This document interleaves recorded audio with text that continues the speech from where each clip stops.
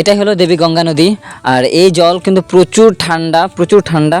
আমি কালকে রাতে এখান থেকে ঘুরে গেছি, কিন্তু আজকে এখানে আমি স্নান করব।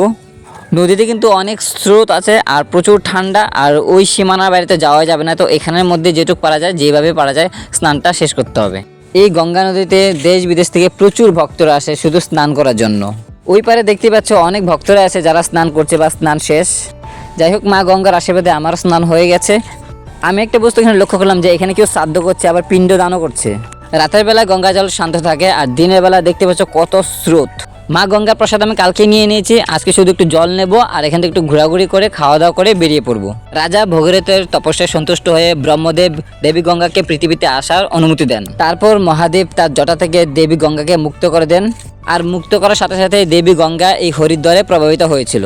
আর গঙ্গা নদীর দৈর্ঘ্য 2704 কিলোমিটার। এই নদীর সৌন্দর্য দিনের বেলা থেকে রাত্রের বেলার সৌন্দর্য শতগুণে বেড়ে যায়। সন্ধ্যার সময় আরতি দেখার জন্য ভক্তরা যে যেখানে পাচ্ছে সবাই ঘাটের দিকে ছুটে এসছে, কেননা তারা ভালো করে জানে দেরি হয়ে গেলে জায়গা পাবে না। তাদের সাথে আমিও গঙ্গার ধারে অবস্থান করেছি।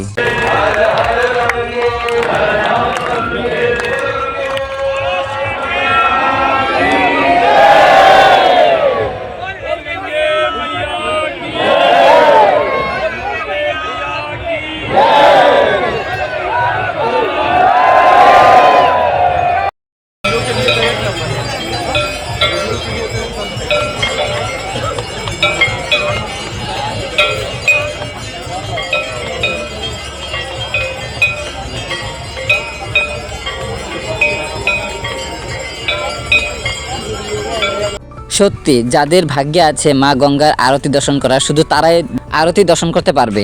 দেখতে পাচ্ছ চতুর্দিকে শুধু আর ভক্ত আর ভক্ত, কোনো জায়গা ফাঁকা নেই যে দর্শনার্থী নেই। সবার সাথে দাঁড়িয়ে আমিও মা গঙ্গার আরতি উপভোগ করেছি। মা গঙ্গার আরতি শুধু দেখার মতো আরতি।